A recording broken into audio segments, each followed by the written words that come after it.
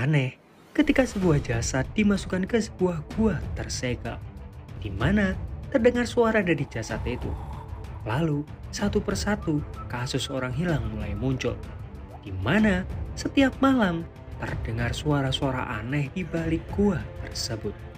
Misteri apa yang sebenarnya terjadi di balik suara-suara aneh ini?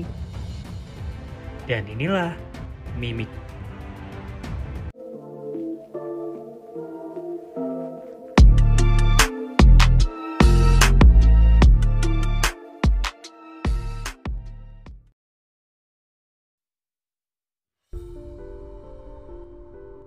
Sebuah mobil masuk ke daerah pegunungan terpencil. Terlihat seorang laki-laki dan perempuan yang nampak panik. Tiba-tiba mereka menabrak seekor anjing. Si pria lalu syok. Akhirnya dia memasukkan mayat anjing itu di bagasi mobil. Di mana di bagasi ada seorang wanita yang terikat meminta untuk dilepaskan. Si wanita terus memohon dan menyebutnya sayang.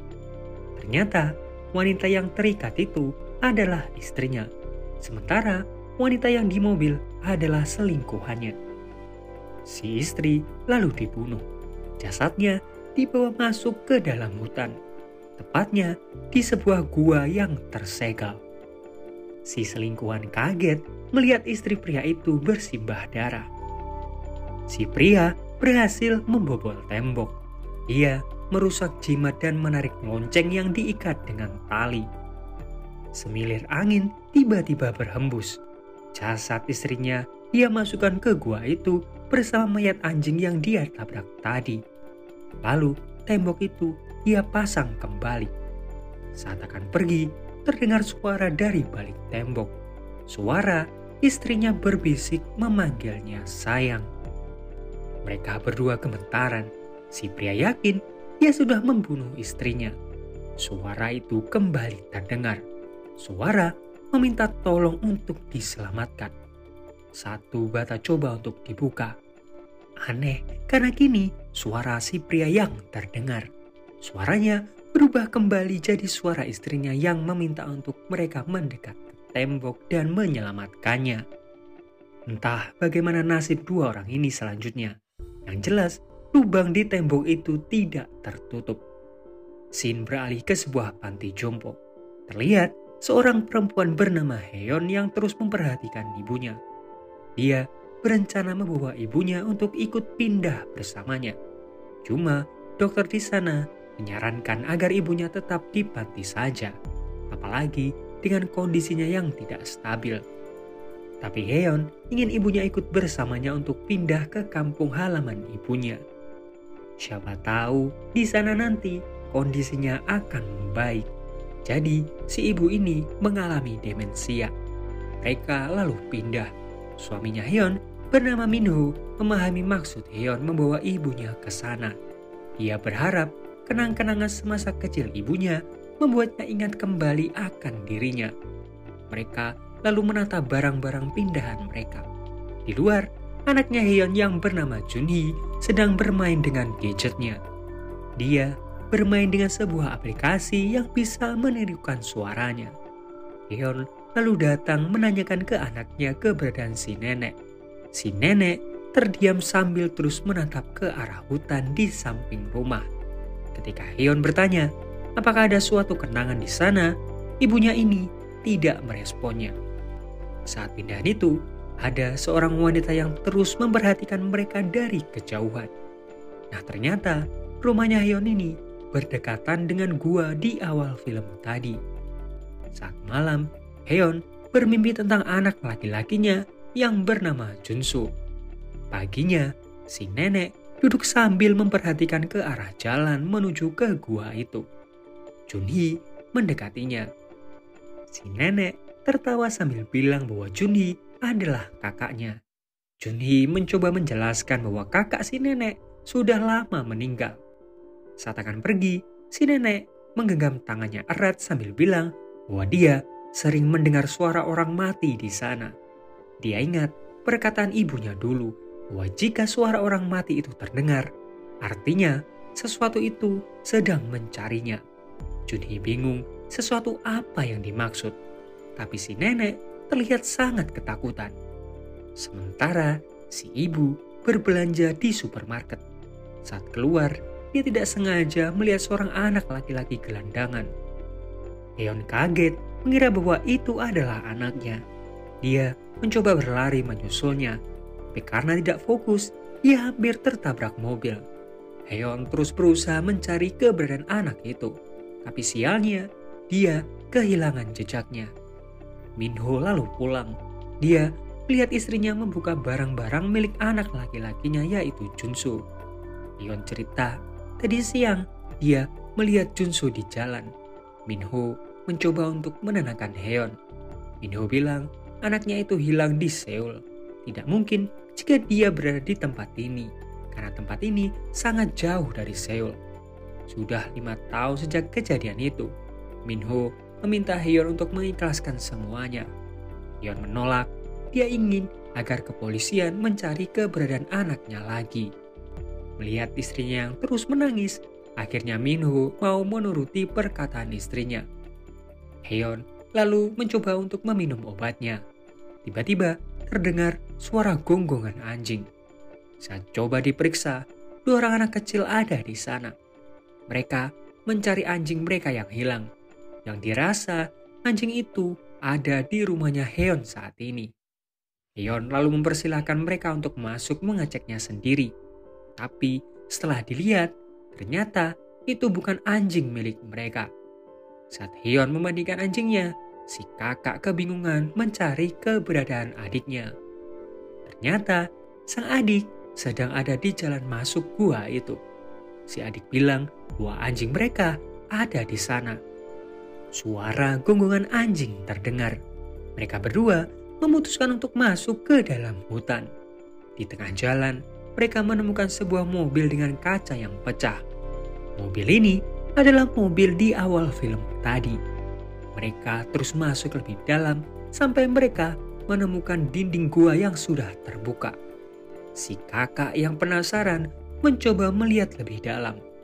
Karena hanya melihat kegelapan, jadi si kakak memutuskan menggunakan senter HP miliknya. Tiba-tiba ada sebuah tangan yang menariknya. Si adik yang panik mencoba mendekat. Sebuah tangan keluar dan ternyata si kakak masih selamat.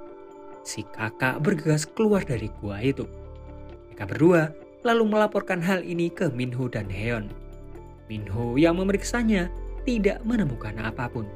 Cuma si kakak ini yakin bahwa tadi ada sosok yang menariknya. Heon lalu melihat sekeliling.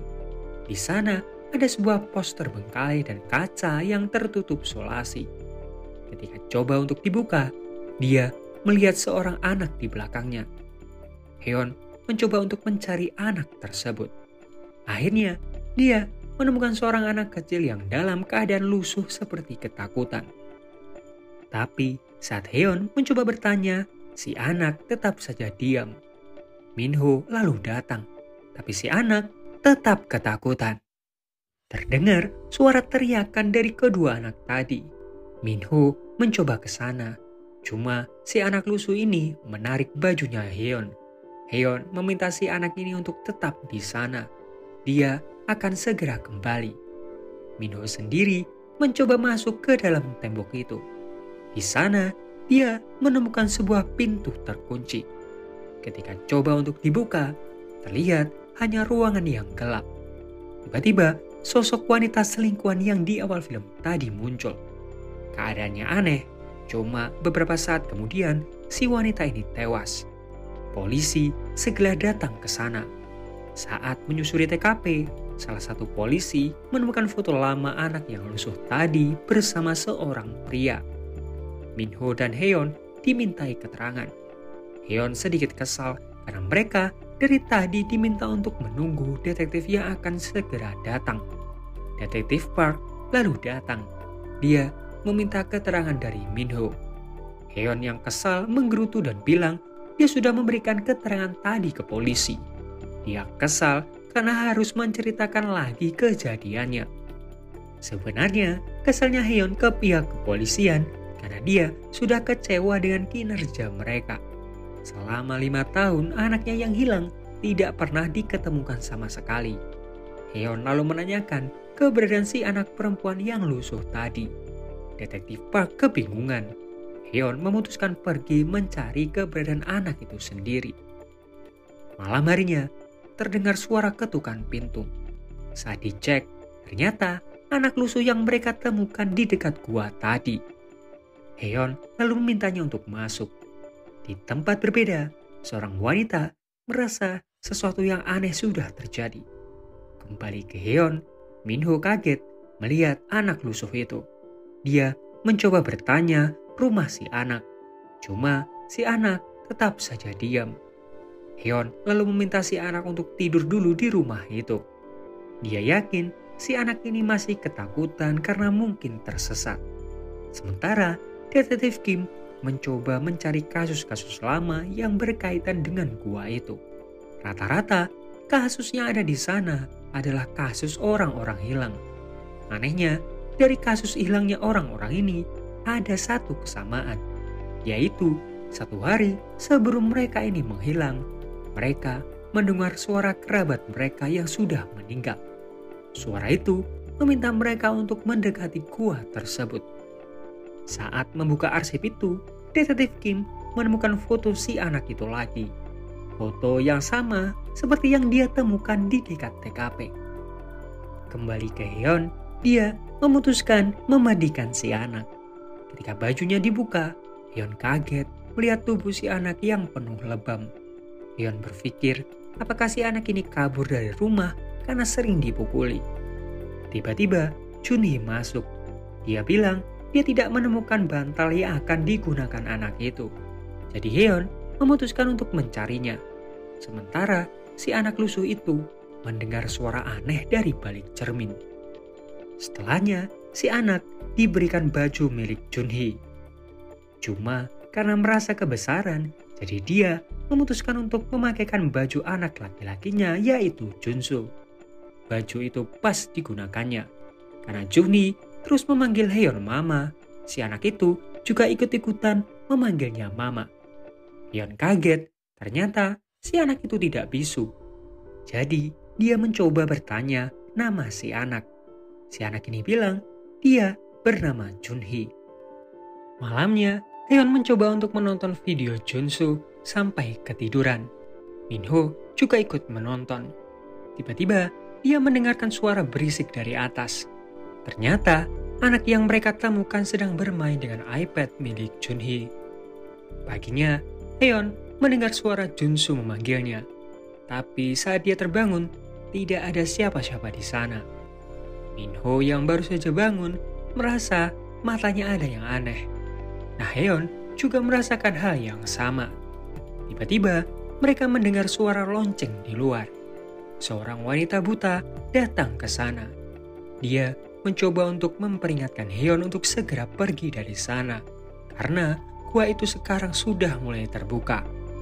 Suara-suara itu adalah tanda mereka dalam bahaya. Sementara si anak yang mereka temukan hanya tertawa sambil menyebut ayah. Minho yang sedang memberikan makan anjingnya mendengar suara Junhee, jadi dia pun meresponnya. Tapi dia mulai sadar bahwa itu bukan tertawa anaknya. Dia pun memeriksanya. Ternyata itu anak yang mereka temukan.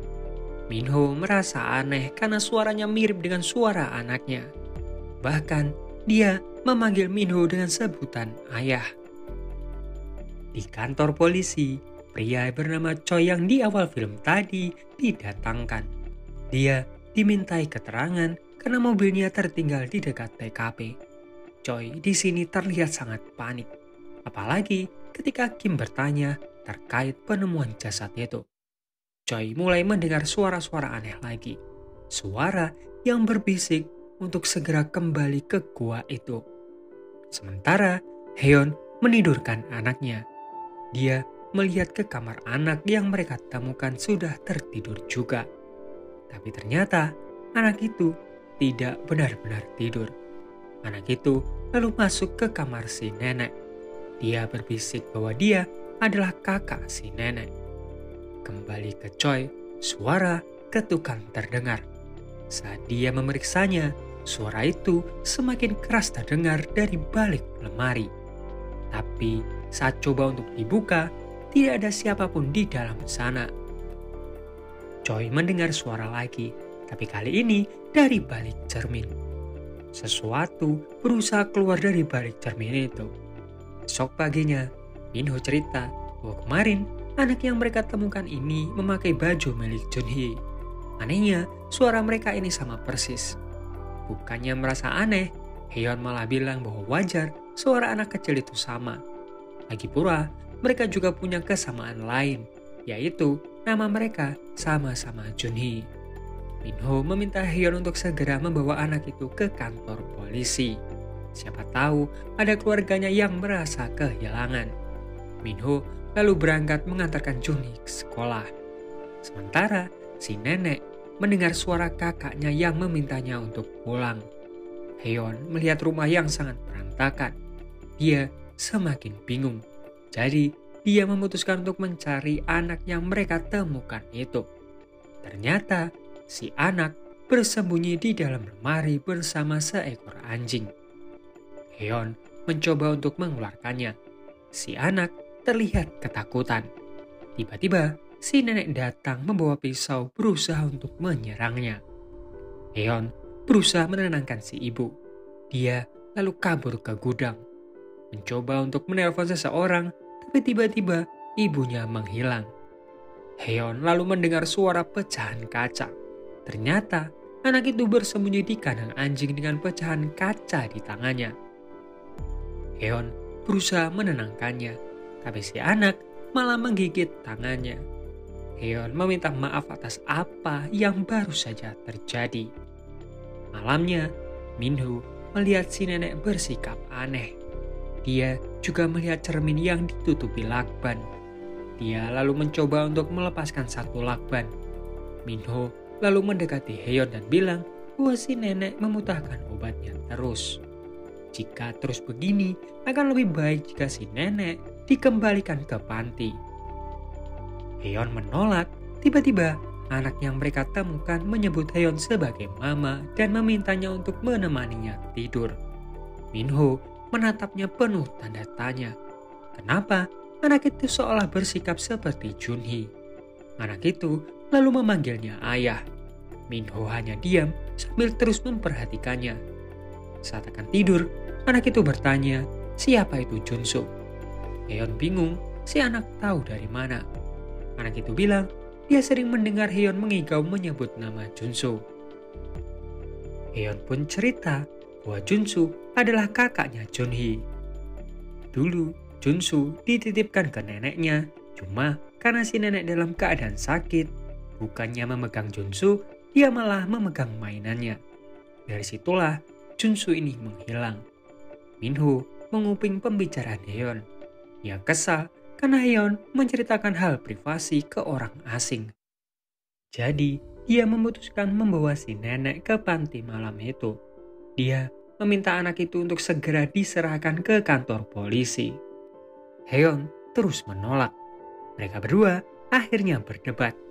Heon kembali mengungkit tentang Junsu. Saat melihat anak yang mereka temukan itu, dia selalu terbayang akan Junsu. Mendengar ayah dan ibunya bertengkar, Junhee cuma bisa menangis. Minho lalu bilang ada kemungkinan Junsu sudah tewas. Jadi dia meminta Heon untuk mengikhlaskannya saja. Malamnya, si nenek terus mendengar suara kakaknya dari balik cermin. Dia lalu keluar dari rumah. Aneh, seakan ada sosok yang menuntunnya. Paginya, Heon dan Minho mencoba mencari keberadaan si nenek. Minho lalu melihat ada sebuah lendir yang keluar dari cermin itu. Saat dibuka, ia kaget melihat bekas tangan ada di cermin yang tertutup itu. Sorenya, polisi datang ke sana. Heon cerita, kelihatannya ada yang aneh dengan lingkungan ini. Banyak sekali kasus orang hilang di sana. Mulai dari kakak beradik yang mencari anjingnya, si nenek yang tiba-tiba hilang, lalu ada seorang anak yang mereka temukan di gunung itu. Detektif Kim penasaran, jadi dia meminta untuk dipertemukan dengan si anak. Cuma ketika coba untuk dicari, anak itu malah menghilang. Ketika Heon memanggil Junhee, justru yang keluar malah anaknya. Polisi lalu bilang tidak ada laporan anak hilang bernama Junhee. Kim lalu bertanya tentang ciri-ciri si anak. Sebelum pergi, dia bertanya, apakah anak yang dimaksud sama dengan yang ada di foto ini? Heon langsung menjawab iya. Detektif Kim kebingungan karena foto itu adalah foto dari tahun 80-an. Saat dia melihat arsip-arsip lama, dia menemukan bahwa ada beberapa kasus orang-orang yang menemukan anak perempuan berdiri di depan rumahnya sambil bilang dia kelaparan. Tapi untuk lebih jelasnya, dia akan memeriksa arsip itu kembali. Sementara, Heon mencoba untuk mencari keberadaan anak itu. Tiba-tiba, si wanita buta itu menepuknya dari belakang. Wanita itu menjelaskan, dulu ada legenda tentang sosok harimau Gunung Jang, di mana ia bisa menirukan suara-suara dan memikat manusia. Dulu juga ada seorang dukun yang mengabdi ke roh harimau itu. Dari situlah penduduk desa mulai mendengar suara aneh dari rumah si dukun. Saat didekati, ternyata si dukun sedang membunuh anjing. Dan di sini si dukun bersikap layaknya anjing. Mungkin si dukun dirasuki arwah harimau itu. Karena kini suaranya berganti menjadi suara wanita tadi. Dukun itu memiliki anak perempuan yang juga memiliki kekuatan, di mana hampir setiap hari dia ini dipukuli. Tapi si anak punya keyakinan suatu hari ibunya akan datang dan membawanya pergi. Suatu hari ritual aneh dilakukan. Roh harimau itu tidak puas setelah menelan jiwa si dukun. Dia ingin jiwa dari anak itu. Anak itu lalu dimasukkan ke sebuah kendi dan ritual dilakukan kembali. Mulai dari situ, mereka berdua tidak pernah terlihat lagi. Tapi satu persatu kasus orang hilang mulai terjadi, di mana mereka mendengar suara kerabat mereka yang sudah meninggal dari gua itu. Penduduk desa pun sepakat untuk menutup mulut gua itu dan menyegelnya. Wanita itu meminta Heon untuk berhati-hati dengan anak kecil itu, karena anak kecil itu adalah jalan bagi roh harimau. Anak kecil itu bisa memikat orang-orang. Jiwa yang sudah terpikat akan perlahan-lahan mulai kehilangan penglihatannya. Si wanita itu lalu memberikannya sebuah jimat dan memintanya untuk segera pergi. Di rumah, Junhee terbangun karena suara dari ibunya yang memanggil. Tapi saat coba untuk diperiksa, muncul sosok pria dari dalam cermin. Junhee berlari bersembunyi. Si anak mendekat dengan suara ibunya, memegang pecahan kaca tapi dengan suara lembut mirip ibunya. Heon lalu kembali ke rumah, kaget melihat toilet yang sudah berantakan. Dia lalu mencoba untuk menelpon anaknya. Suara itu dari balik lemari. Di sana ternyata ada Junhee dan anak yang dia temukan. Heon ingat ucapan si wanita bahwa anak itu adalah jalan bagi roh harimau. Jadi Heon bertanya apakah nenek dan suaminya ada di dalam gua. Anak itu hanya diam ketakutan. Dia takut akan ayahnya. Heon lalu menutup semua cermin di rumahnya. Dia juga memasang jimat di kamar anaknya. Junhee diminta untuk menghubungi detektif Kim jika ibunya tidak juga kembali. Esok paginya, di antara anak itu, dia menyusuri hutan menuju ke gua. Sebelum masuk, anak itu mewanti-wanti Heon untuk tidak menjawab suara apapun yang terdengar. Dia akan memandu Heon untuk masuk. Mereka lalu menyusuri tangga. Pandangan Heon terus kabur, sampai akhirnya dia tersandung dan tidak sengaja bersuara. Suara nenek mulai terdengar. Kali ini ditambah lagi suara Minho dan juga Junsu. Heon semakin kebingungan. Dia pun berteriak memanggil nama Junhee. Di saat itulah roh harimau tahu di mana keberadaan Heon. Sosok dukun itu keluar mengejarnya. Anak itu menunjukkan sebuah jalan sempit. Saking sempitnya, Heon sangat kesulitan untuk masuk. Dia mendengar si dukun bersuara seperti anaknya. Heon ketakutan karena ternyata dia masuk ke tempat penuh kaca. Di sana terdengar suara nenek, Junsu, Minho, dan juga Junhee, membuat Heon semakin terlena. Si dukun lalu membekapnya masuk ke dalam cermin. Untungnya, Minho datang tepat waktu dan memecahkan semua cermin di sana. Si dukun sangat kesal karena kini dia terjebak di cermin. Sosoknya lalu berubah jadi seekor harimau. Minho meminta Heon untuk keluar meminta bantuan karena dia sudah tidak bisa melihat apa-apa. Heon yang berusaha memanjat dihubungi detektif Kim yang berada di luar gua. Tapi genggaman tangannya terjatuh. Tangannya lalu dipegang oleh dukun itu. Heon terjatuh. Si anak lalu menunjukkan tempat persembunyian lain. Si anak meminta Heon untuk tidak meninggalkannya.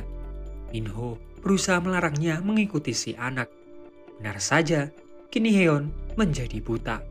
Mereka berdua lalu pelan-pelan menyusuri tangga untuk keluar gua. Si anak terus-terusan menangis, meminta untuk tidak meninggalkannya. Tapi suara anaknya Junsu terdengar. Heon pun terlena. Dia bilang ke suaminya akan segera menyusulnya. Dia menuruni tangga kembali dan memeluk Junsu. Nah ternyata adalah anak yang mereka temukan itu. Si anak lalu membawa Heon masuk lebih dalam ke gua. Minho berhasil diselamatkan detektif Kim. Gua akhirnya disegel kembali, tapi masih terdengar suara Heon dan juga anak itu yang tertawa gembira. Seakan mereka berdua sedang bermain. Dan film pun berakhir. Nah itu tadi alur cerita film Mimik. Sebuah mitos masyarakat tentang roh peniru suara yang suka memikat manusia. Seperti biasa, like kalau kalian suka, dislike kalau enggak,